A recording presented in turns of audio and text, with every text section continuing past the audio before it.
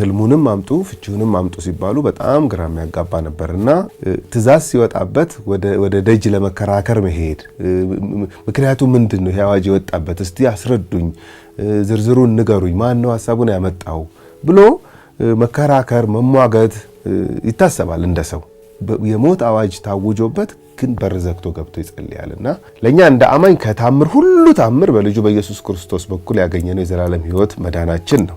ምድር ላይ ስንኖር እንግዲህ አንዳንድ ነገሮች አካባቢን ብቻ ሚነኩ ይሆናሉ የሚገጥሙን ነገሮች በእድሜያችን አንዳንድ ነገሮች አገር አቀፍ ይሆናሉ አንዳንዶች ደግሞ ዓለም አቀፍ ይሆናሉ።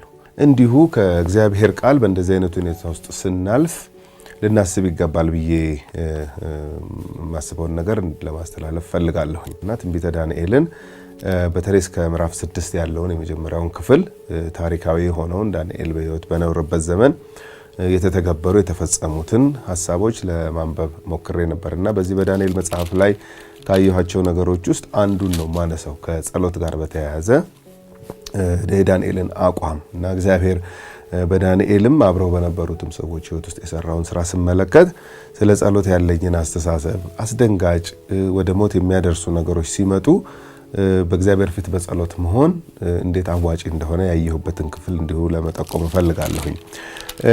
ንጉሱ ናቡከደነጾር ህልም አይቶ የሚፈታለት አጥቶ በጣም በተጨነቀ ጊዜ ያሰለጠናቸውን እንደ ዳንኤል ያሉትን የዳንኤልም ጓደኞች ሌሎችም የባቢሎን ጠቢባንን አስጠርቶ ህልሙንም ፍቺውንም እንዲነግሩት ጠየቃቸው። መቼም ይሄ ከባድ ጥያቄ ነው። ያየሁት ህልም አለ ፍቺውን ንገሩኝ አንድ ነገር ነው። ህልሙንም አምጡ ፍቺውንም አምጡ ሲባሉ በጣም ግራ የሚያጋባ ነበርና የተጠሩት ሞከሩ አልቻሉም። ሁሉም ይሄ ከኛ በላይ ነው መኖሪያው በአማልክት ዘንድ ያለ ልዩ መንፈስ ያለው ካልሆነ እንዴት ይሄን ያቃል ብለው ሁሉ እስኪመልሱለት ድረስ እንደነበረ የዳንኤል መጽሐፍ ምዕራፍ 2 ላይ ይናገራል። ከዛ ንጉሱ የወሰነው ውሳኔ አለ ለአንብበው ምዕራፍ 2 ቁጥር 14 ጀምሮ ትንቢተ ዳንኤል ምዕራፍ 2 ቁጥር 14 ጀምሮ እንደዚህ ይላል። የዚያን ጊዜም ዳንኤል የባቢሎንን ጠቢባን ይገድል ዘንድ የወጣውን የንጉሱን የዘበኞች አለቃ አርዮክን በፈሊጥና በማስተዋል ተናገረው። ለንጉሱም አለቃ ለአርዮክ መልሶ የንጉሱ ትእዛዝ ስለምን ቸኮለ አለው። አርዮክም ነገሩን ለዳንኤል አስታወቀው። ዳንኤልም ገብቶ ፍቺውን ለንጉሱ የሚያሳውቅበት ቀን ይሰጠው ዘንድ ንጉሱን ለመነ። የዛን ጊዜም ዳንኤል ወደ ቤቱ ሄደ ይልና ሶስቱን ጓደኞቹን እንደገና ሌሎችንም ደግሞ ጠቢባንን እንዳንሞት ኑ እግዚአብሔር የዚህ ነገር ምስጢር እንዲገልጥልን እንለምነው ብለው ወደ ጸሎት ገቡ ነው የሚለው። ሞት ታውጇል። ኦሬዲ ሰው መገደል ተጀምሯል። ጠቢብ ነው የ3 ዓመት ስልጠና ወስዷል የተባሉት ሁሉ ይሄን የንጉሱን ህልም ካልፈታችሁ ህልሙንም ካልተናገራችሁ ምን ተጠቅማላችሁ? ለምንድን ነበር ታዲያ ለ3 ዓመት ስልጠና የተሰጣችሁ ተብለው መገደል ተጀምሯል። ለዚህ ነው ዳንኤል ለምን ቸኮለ የንጉሱ ትእዛዝ መግደል እንዴት ይጀምራል? እስቲ ቆይ እድል እኮ አለ ብሎ ቀጠሮ ሲያስይዝ ነው የምናየው። ግን ንጉሱ ፊት ቀርቦ የንጉሱን ህልምና ፍቺ ከመናገሩ በፊት ግን በአምላኩ ፊት የመንበርከክ ልምድ እንደነበረው እዚህ ክፍል ላይ እናያለን እና ይሄ እንግዲህ ትልቅ ትምህርት ይሰጠናል ብዬ አስባለሁ። አሁን ኦሬዲ ነገሮች በጣም እየከፉ የሚሞቱ ሰዎች በዓለም ሁሉ ከቀን ወደ ቀን እየጨመረ የምንሰማበት ጊዜ ነው። ምንም እንኳን እንደዚህ አይነቱ ነገር አሁን ኢትዮጵያ ገብቶ ይሄን ያህል ሰው ሞተ የሚል መረጃ ባንሰማም ሂደቱ ግን ትንሽ ያስደነግጣልና እንዲህ አይነቱ ቀን ላይ አማኝ በአምላኩ ፊት የመንበርከክ የመጸለይ ነገር የሚያበዛበት የሚጨምርበት ጊዜ እንደሆነ አስባለሁ። እኔ በግሌ እንደዚህ አይነት ልምምድ ውስጥ ከመስከረም ጀምሮ ይሄንን ቃል ማጥናት ከጀመርኩ ጀምሮ እየጀማመረኝ ነውና ስለዚህ እግዚአብሔርን አመሰግናለሁ። በቃ መጸለይ በጣም ውጤታማ እንደሆነ እግዚአብሔር የሚሰማ አምላክ እንደሆነ እኔ ምናልባት በእድሜ ሁሉ እንደዚህ ዓመት ያየሁበት የለም። በግል ህይወቴም በጣም እግዚአብሔር የሚሰማበት ዓመት እንደሆነ አይቻለሁኝና አማኙንም ህብረተሰብ በዚህ ማበረታታት እፈልጋለሁኝ። የመጨረሻው ሐሳብ ከዚሁ ከጸሎት ጋር የተያያዘ አሁንም ዳንኤል ነው። ምዕራፍ 6 ላይ በቀጥታ በሱ ላይ ያነጣጠረ ነው። ይሄኛውም ባለፈውም ከሞት ነው እሱና አብረውት የነበሩት የተረፉት። ምዕራፍ 6ም ላይ ዳሪዮስ የሚባለው ንጉስ በነገሰ ጊዜ በዳንኤል ላይ የቀኑበት ወይም የከፉበት የሥራ ባልደረቦቹ ነበሩና ቀስ ብለው ንጉሱን ለምንድነው በዚህ ወር ውስጥ ማንም ሰው ወደ አምላክም ወደ ሰውም እንዳይለምን እንዳይጸልይ ትእዛዝ የማታወጣው አሉት። ለምንድነው እንዲህ አይነት ትእዛዝ የማወጣው ሲል አንተ አላህ አይደለም ወይ አንተ አትለምንም ወይ? ቢያንስ ለአንድ ወር ማንም ሰው ጥያቄውን አንተ ፊት ያቅርብ እንጂ ወደ ሰውም ወደ አምላኩም አይጸልይ ልመና አያቅርብ ብለው አግባቡትና ትእዛዙን አወጣ። ልክ ትእዛዙ ሲወጣ ዳንኤል የወሰነው ውሳኔ ምዕራፍ 6 ቁጥር 10 ላይ እንደዚህ ይላል። ዳንኤልም ጽሕፈቱ እንደተጻፈ ባወቀ ጊዜ ወደ ቤቱ ገባ።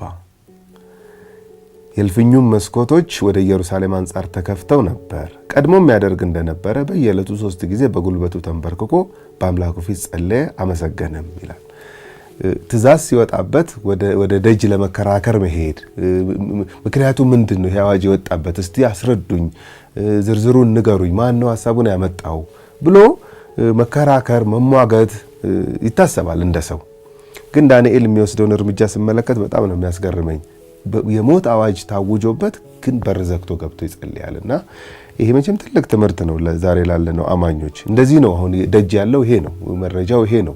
የሚያስደነግጥ ነገር ነው ያለው እና በእንደዚህ አይነት ሰዓት እኛ እግዚአብሔርን እንከተላለን የምንል ሰዎች ወደ ቤት መግባትን በጣም ልንጨምር ይገባል ብዬ አስባለሁ። ትእዛዙም ግቡ ነው። ወደ ውጭ ብዙ አትውጡ፣ ብዙ አትሰብሰቡ፣ ብዙ አታገኙ ነውና የግል ነገራችን የበለጠ የሚጠነክርበት እግዚአብሔርን ፊት የምንፈልግበት ጊዜ ሊሆን ስለሚችል ይህንን ጊዜ በዚህም አይን ማየትና የእግዚአብሔርን ታምራት መጠበቅ ጥሩ ነው ብዬ አስባለሁ። ዳንኤል በምዕራፍ 2 ላይ ጸለየ፣ እግዚአብሔር ሚስጥሩን ገለጠለት። እንግዲህ አብሮ ከናቡከደነጾር ጋር አልተኛም። የዛን ቀን ህልሙን አብሮ አላየም። ግን በሰማይ ጥበብን፣ እውቀትን፣ ማስተዋልን ሁሉ የተሞላ አምላክ ለብቻው ይዞ የተቀመጠ አምላክ አይደለም። ይሄንን የሚያካፍል አምላክ ነው፣ የሚሰጥ አምላክ ነው፣ የሚገልጥ አምላክ ነው። ስለዚህ ለዳንኤል ስለተገለጠለት በቀጠሮ መሰረት ንጉሱ ጋር ሄደ። ያየው ህልም እንዲህ አይደለም ብሎ አስረዳው። እውነት ነው፣ የህልሙን ፍቺ እውነት ነው የሆነው።